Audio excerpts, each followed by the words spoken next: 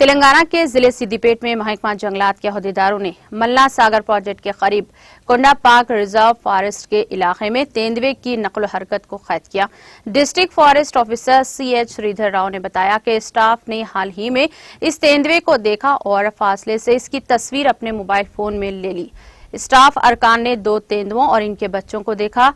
गुज़िश्ता चंद दिन के दौरान इनकी रेडी तालाब के करीब देखा। उन्होंने कहा कि ये तेंदुए इस इलाके में नकलो हरकत करते हुए पाए गए।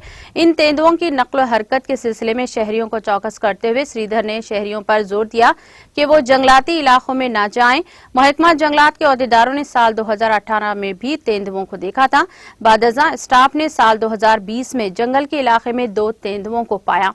अब इनकी आबादी बढ़कर 4 हो गई है क्योंकि 2 बच्चे भी इनके साथ शामिल हैं। इनकी रेडी लैब तालाब के करीब इनके पंजों के निशानात देखे गए।